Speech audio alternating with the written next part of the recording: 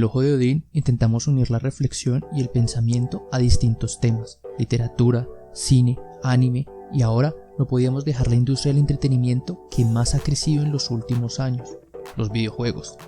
Sí, haremos todo lo posible para atraer más espectadores, todos los clickbaits que sean necesarios, todos los temas que estén de moda. Por eso, el día de hoy, la filosofía en Fortnite. Bueno, hasta allá no hemos llegado. Aunque, ¿alguien me puede decir por qué no lo hemos considerado? Sin embargo, un tema que puede hacer que parezcamos serios y reflexivos, aunque no lo somos, consiste en preguntarnos: ¿podemos hablar de filosofía y videojuegos? Frente a esta pregunta encontramos dos posturas: los que piensan que los videojuegos son un escape de la realidad y no tenemos por qué ahondar o reflexionar este fenómeno, o todo lo contrario, los que tienen a la filosofía en alta estima y considerarían una pérdida de tiempo establecer esta relación.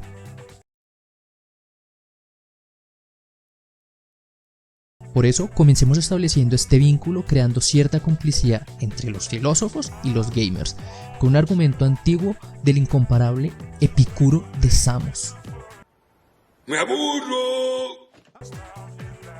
Sí, yo sé, ya empezamos con las citas, los tecnicismos y personajes muertos hace miles de años, pero, videojugadores, ténganme paciencia, es de lo único que sabemos. Epicuro inicia la carta a Meneceo con el siguiente dilema: ni el joven dude en filosofar, ni el viejo esté fatigado de filosofar, pues nadie es demasiado joven ni demasiado viejo para la salud del alma.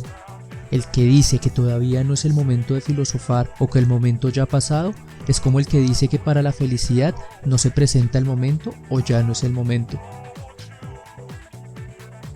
Nuestro autor es claro: no hay excusas para no filosofar. Tanto el joven como el viejo deben hacerlo, porque en todo momento es deseada.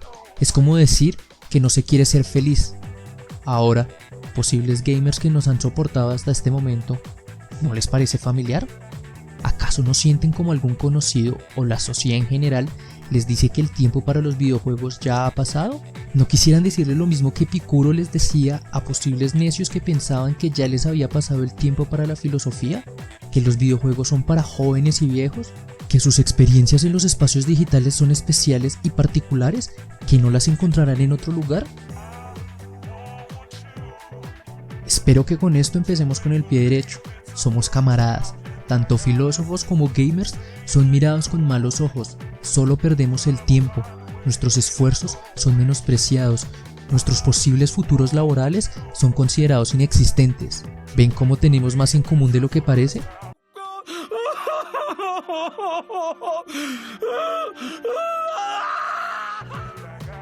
Como jugador de World of Warcraft, sé que uno de los grandes momentos de la historia de mis personajes son esos 30 minutos que me demoro creándolos, y los otros 30 escogiendo el nombre.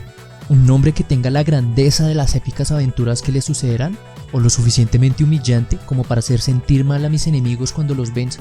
Espero no estar solo en esto, ¿o no les ha sucedido? Con esto en mente, quisiera proponerles que hablemos de un problema clásico de la filosofía en el cual los videojuegos han traído nuevos elementos para abordarlo: el problema de la identidad personal. ¿Existe una relación de identidad entre nuestros personajes y nosotros? ¿Las acciones de mi personaje son mías? ¿El aspecto o género de mi personaje dice algo de mí? ¿Acaso se puede decir que yo maté a ese dragón?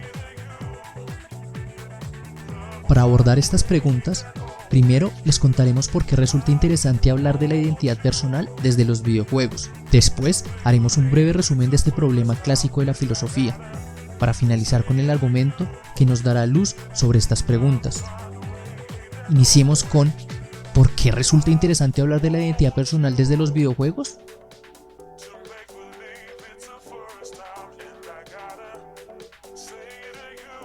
Después de una buena sesión de juego con sus amigos en League of Legends, de una buena investigada por la historia del mundo de Dark Souls, de escuchar la banda sonora de Kingdom Hearts en tus ratos libres y gastar horas explorando en Breath of the Wild, es claro que sucederá. Hablarás en primera persona de lo que pasa en tus juegos, y todos los no entendidos te mirarán como un loco cuando digas cosas como «yo maté a un dragón» o yo pasé la tarde con mis amigos luchando en la grieta del invocador. Justamente, los autores John Cockburn y Mark Silcox inician su libro Philosophy Through Video Games con un capítulo preguntando ¿cómo entender estas proposiciones? Claramente, esta supuesta persona no ha matado un dragón en lo que llamamos el mundo real, y el encuentro que tuvo con sus amigos se refiere a una sesión de juego en League of Legends, y no a una reunión en un espacio físico que lleve ese nombre. Sin embargo, entre los entendidos, estas oraciones no resultan problemáticas. Un par de jugadores pueden mantener una conversación en primera persona refiriéndose a las acciones hechas por sus avatares o personajes dentro de los juegos. Con esto es claro que estas afirmaciones son funcionales. El problema radica en entender de qué forma concebimos a la primera persona que aparece en ellas. ¿Quién es ese yo? ¿Cómo entender a quién se refiere? La respuesta que nos ofrecen estos autores y que les traemos a ustedes el día de hoy es que ese yo se refiere a los jugadores, es decir, que en cierto sentido, si has matado a un dragón o has compartido con tus amigos en lugares fantásticos. Ya sé, muchos de ustedes, tanto gamers como estudiosos de la filosofía, deben pensar que nos tomamos muy en serio los sucesos dentro de los juegos. Déjenme convencerlos de que nuestra identidad va más allá de nuestra mente y se extiende hasta nuestro entorno, incluso los digitales, como proponen nuestros autores el día de hoy. Tomemos un ejemplo donde estén más dispuestos a aceptar que nuestra identidad se extiende a espacios digitales, las redes sociales. La información, las fotos, los videos, los audios o interacciones que aparecen o suceden en nuestras redes sociales son en algún sentido parte de nuestra identidad. Las relaciones que establecemos en estos lugares son reales, algunas más superficiales que otras, pero sin lugar a dudas no son ficciones por más que las redes sociales sean el lugar por excelencia de las apariencias. Desde Facebook hasta Tinder, nuestra presencia digital es una extensión de nuestra personalidad o una forma de extender el alcance de nuestra persona en el mundo, pero difícilmente negaremos que es un ente inconexo de nosotros. En términos similares, los personajes dentro de los videojuegos pueden ser entendidos como una parte de nuestra identidad. Nuestros autores llaman a esta idea la de la identidad vaga. Ya nos pondremos técnicos y presentaremos el argumento por el que llegan a esta conclusión. Por ahora lo formularemos de la siguiente forma. Aquello que nos hace nosotros, aquello que nos da identidad es indeterminado. Existen muchas formas de verlo y no existe criterio que permita establecer uno mejor que otro. Hasta este punto vimos por qué los videojuegos se relacionan con el problema de la identidad. Ahora veamos cómo la filosofía comprende el asunto de la identidad. Lo primero que tenemos que observar es que tan solo establecer la identidad de cualquier cosa es un problema, principalmente por el hecho de que en un mundo con movimiento las cosas cambian constantemente, y si se desea mantener la identidad de algo en el tiempo es necesario algún criterio para establecer que una cosa es la misma y no otra. Un ejemplo nos dejará clara la cosa. Tenemos una simple hoja de papel, la doblamos por la mitad, de nuevo por la mitad, repetimos el proceso hasta donde nos sea posible. Luego de esto, ¿qué decimos sobre este objeto? Bueno, sigue siendo una hoja de papel. A lo mucho lo llamaremos un pedazo de papel, pero es el mismo. Lo desdoblamos, ahora está un poco más arrugado. Lo hacemos una bola, lo volvemos a abrir, aún es papel. Pero si lo quemamos, lo que queda después de la combustión es papel. Este es el problema de mantener la identidad en el tiempo. Necesitamos algo que nos permita justificar que, a pesar de todos los cambios que sufrió el papel en un principio, lo sigamos considerando papel. Pero en el último caso, ya no. Si lo piensan bien, el papel en algún momento fue árbol y después de algún cambio lo empezamos a llamar papel. Este mismo problema se puede formular de muchas formas. Piensa en un edificio de madera, luego es mejorado con ladrillo. Aún así lo consideramos el mismo edificio, a pesar de que su material cambió. Incluso puede ser destruido y reconstruido, y lo seguimos identificando como el mismo edificio. Muchos edificios de valor histórico que han pasado por guerra sufren de este tratamiento. Los animales, personas y plantas también cambian constantemente, crecen, se desarrollan, se mueven de lugar. De las personas en específico podemos decir muchas otras cosas. Aprenden, construyen su carácter, este también cambia con el tiempo y en la mayoría de los casos los consideramos las mismas personas. Ciertos casos nos permiten ver cómo esta identidad sufre y tal vez nos permita ver cómo establecer la identidad es más complejo de lo que parece. Observen cómo pensamos que una persona ya no es la que era cuando cambia su carácter o personalidad, como cuando te vuelves a encontrar con un amigo en mucho tiempo, o cuando eres un príncipe que después de purgar una ciudad, matas a tu padre y te unes a la plaga de la Legión Ardiente. ¿Qué pasó, Arthas? antes eras chévere. O pensemos a las personas con etapas avanzadas de Alzheimer, con la mayoría de sus memorias perdidas, ¿son aún los mismos que antes? Un dilema que agobia a sus familiares y amigos. El problema de la identidad personal es el mismo, pero acerca de nosotros mismos. ¿Qué es eso que nos da identidad en el tiempo? ¿Qué hace que nos sigamos considerando los mismos que antes? ¿O todo lo contrario? ¿Qué nos hace decir que somos personas nuevas o distintas, como dicen las personas después de haber pasado por circunstancias particulares? ¿Recuerdan al filósofo René Descartes? ¿Recuerdan esa frase famosa, pienso, luego existo? Pues bien, esa es una solución al problema que nos ocupa el día de hoy. Descartes soluciona el problema de la identidad de la siguiente forma. Lo que mantiene nuestra identidad en el tiempo, a pesar de que cambiemos, es el pensamiento. De la misma forma como la materia que posee una extensión, a pesar de que cambie en sus demás propiedades, es la misma en la medida que mantiene su extensión, nosotros, como personas, mantenemos nuestra identidad porque nuestro pensamiento se mantiene a pesar de los cambios que podríamos tener. Con Descartes tenemos una identidad constante y clara, ya que según él no puede existir nada tan claro o evidente como la conciencia de que estamos pensando. Y con esto lo tenemos solucionado. Pues no. David Hume, otro filósofo de la modernidad, ve problemática la solución de Descartes. Hume hace el siguiente ejercicio. Si la idea de nuestro propio ser, de nuestra identidad, es tan clara, distinguirla de cualquier otra experiencia o impresión debe serlo. Pero esto es imposible, porque siempre que pienso estoy acompañado por alguna experiencia pasada o impresión del mundo. Hume considera que no podemos atrapar la idea de nosotros mismos separado de otras ideas o experiencias. Siempre estamos acompañados de experiencias de calor, placer, dolor, de nosotros en determinado lugar y tiempo. Oye, despacio, cerebrito.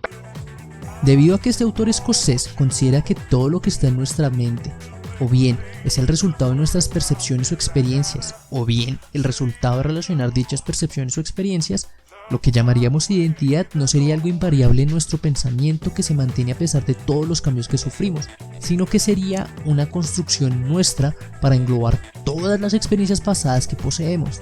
Esta construcción se crea debido a la facilidad que tiene la mente para vincular elementos semejantes. Por ejemplo, el sabor de un helado de chocolate. A pesar de ser experiencias de distintos helados de chocolate, las englobamos todas en una sola idea de helado de chocolate. De la misma forma, nuestras experiencias pasadas de nuestra vida las hilamos juntas y las llamamos identidad, como todos los momentos en la casa de nuestros abuelos. Todas en momentos distintos, en una casa que no es la misma y nosotros tampoco somos los mismos, pero los unimos como si se tratara de la idea de nuestra infancia o de las vacaciones familiares. La conclusión más relevante de esto es que se elimina cualquier criterio específico para establecer la identidad, sino que dependerá de las relaciones que nuestra mente establezca. Hume lo pone de la siguiente manera. La identidad depende de las relaciones de ideas, y estas relaciones producen identidad por medio de una transición fácil que ocasionan. Sin embargo, como las relaciones y la facilidad de la transición pueden disminuir por grados insensibles, no tenemos un criterio exacto que nos sirva para decidir cualquier discusión referente al momento en que se adquiere o pierde el derecho al nombre de identidad. Esto es lo que nuestros autores iniciales, Cockburn y Silcox, llaman la identidad vaga. Esto es, que no existe un criterio claro para establecer la identidad, que el criterio que usemos será arbitrario. Piensen cómo en nuestros anteriores ejemplos se mantiene la identidad y no existía elemento en común, ni el lugar, ni la materia, ni sus propiedades. Todo era susceptible de cambio, y aún así manteníamos la identidad de los objetos. Y sí, yo sé que resolver este problema dejando todo tan abierto es poco interesante, pero piensen que muchas de las cosas que determinamos en el mundo es completamente arbitrario. Por ejemplo, cuando llamar a una persona vieja, o que cierta tonalidad de cierto color sea otro. En algún momento dejamos de llamar al rojo y lo llamamos rosa, a pesar de que con otros colores con tonalidades similares lo seguimos llamando igual. O más importante aún, cuando Resident Evil dejó de ser un survival horror y pasó a ser un shooter. En el 3, en el 4, ¿sí ven que establecer cuando una cosa es o deja de ser es arbitrario? Aún nos queda un elemento teórico para terminar de formar la tesis. Nuestros autores agregan la idea de que la identidad no solamente es mental, sino que se extiende a nuestro ambiente. Ellos consideran la idea en la cual la mente no solamente se debe reducir a los procesos que suceden en el cerebro, sino que se extiende al cuerpo y a lo que nos rodea. Por ejemplo, que la mente hace cuentas con los dedos o utiliza objetos del entorno para recordar cosas. En esta medida, sugieren que la identidad también se extiende a nuestro entorno y por tanto también a los personajes de nuestros juegos. La identidad sería un rompecabezas de nuestras experiencias, con piezas similares entre sí y otras totalmente distintas, cuya única relación que tienen es encajar con las demás, un rompecabezas que crece con cada nueva experiencia que tenemos. Así, nuestras experiencias alrededor de nuestro trabajo o estudio son parte de nuestra identidad, al igual que las experiencias que pasamos minando en Minecraft o derrotando al Lich King en World of Warcraft. Algunas piezas del rompecabezas están más al centro, como podría ser nuestro nombre o recuerdos de nuestra familia, y otras mucho más alejadas, como el tiempo que perdimos jugando Candy Crush. Incluso algunas experiencias dentro de los juegos nos pueden parecer más cercanas, como el apego que tenemos por el personaje que pasamos cientos de horas en subir de nivel en un RPG, comparado con el personaje genérico que encontramos en muchos de los shooters. Al final, ¿para qué fue todo esto? Muchos de ustedes, los que nos acompañaron hasta este punto, nos preguntarán, ¿para qué todo este trabajo? ¿De qué sirve crear todo este aparato argumentativo que permite justificar la forma de que los gamers se expresan con respecto a sus experiencias en los mundos virtuales? Bueno, actualmente nuestra presencia en el mundo digital se extiende cada vez más y tenemos que empezar a pensar cómo entender nuestra existencia en estos espacios virtuales. Las comunidades e interacciones en redes sociales y videojuegos se vuelven algo de cada día y sus repercusiones no se quedan en el mundo digital. Parejas que se conocen en Facebook, Tinder y sesiones de juego online son cada vez más comunes. Nuestras amistades e influencias no se limitan más al mundo físico. Si hacemos el ejercicio que propone Hume y buscamos en nuestra mente eso que llamamos identidad, tal vez encontremos chats de conversaciones de Facebook o WhatsApp de la misma forma como encontramos conversaciones con nuestros vecinos. Tal vez aparezca ante nosotros el momento cuando logramos vencer a ese boss que estaba a punto de producirnos pesadillas, que nos haría desistir de completar ese juego al 100%. Tal vez aparezca ante nosotros nuestro primer personaje de un MMORPG, explorando las aldeas iniciales de ese mundo fantástico en el que habitaremos por horas. Son tan fuertes los lazos en internet que probablemente tengamos relaciones más fuertes con un desconocido en el mundo de Animal Crossing que con el vecino o la vecina, lástima, de la casa de al lado. Eso es todo por la sesión de hoy. Espero hayan disfrutado de este capítulo de esta serie donde hablaremos sobre videojuegos, relacionándolos con arte, literatura y demás cosas que se nos puedan ocurrir. Los videojuegos también son un medio susceptible de análisis. Sé que los jugadores que me acompañan saben que hay mucho potencial en este mundo. Por eso, cerramos de la misma forma como iniciamos, con un dilema. Los videojuegos son tierra fértil para el pensamiento, así que pensad los videojuegos, tanto los gamers que se rehúsan al pensamiento porque los usan para escapar, como los que se dedican a pensar, que consideran a los videojuegos como una pérdida de tiempo. ¿Y ustedes qué consideran? ¿Existe relación entre los personajes de un juego y el videojugador? Déjenos saber su opinión en los comentarios. Hasta aquí llegamos hoy con el Ojo de Odín. Recuerden comentar cualquier sugerencia o pregunta que tengan y nos vemos en la próxima.